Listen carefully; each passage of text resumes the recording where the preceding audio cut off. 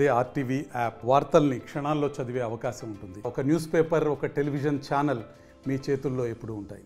మారుమూల గిరిజన ప్రాంతం మొలకలపల్లి మండలం నియోజకవర్గంలో ఇక్కడ పంప్ హౌస్ ఏర్పాటు చేసి పిల్లపాటి దగ్గర నుంచి ఇక్కడ ఏర్పాటు చేసి మనకి ప్రధానమైన సీతారాం ప్రాజెక్టు.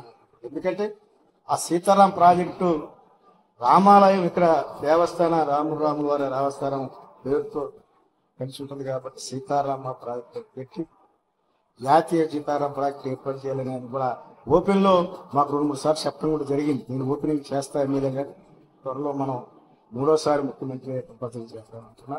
ఇన్ని రకాలుగా ఏర్పాటు చేస్తాం.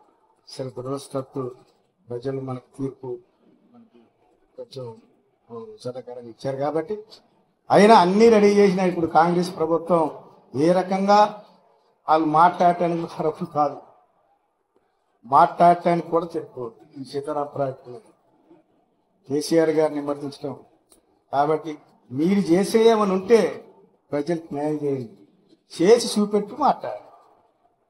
కానీ మా ముఖ్యమంత్రి గారిని విమర్శించడం, ఆయన మొత్తం తీసుకొచ్చి అన్నీ వండి బేసన్ మీద పెడితే తినేటప్పుడు నేనే వండాను నేనే తిన్నాను చెప్పి చెప్పటం కరెక్ట్ కాదు. మంత్రులు ఇక్కడి నుంచే అటు సత్తుపల్లికి వెళ్ళినా, మరి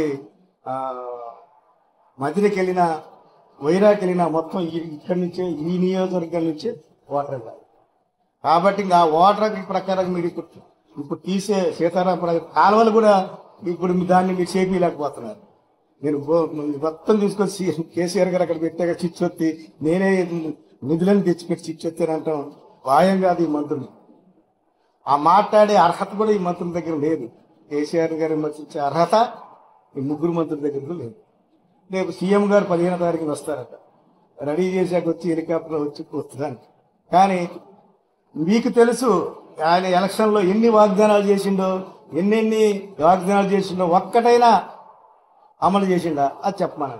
లేకపోతే ఇప్పుడు మళ్ళీ మేము 800 కోట్లు తెస్తాం, 500 కోట్లు తెస్తాం, అటు పంపిస్తాం, ఇది పంపిస్తాం మాటలతో సరిపోదు. నిజాయితీగా చేసిన తర్వాతే మాట్లాడాలి. ఇప్పుడున్న కాంగ్రెస్ మంత్రులు అన్నం తినే నోట్లో గడ్డి తినే మాటలు మాట్లాడకూడదు, పని చేసిన తర్వాత మాట్లాడాలి.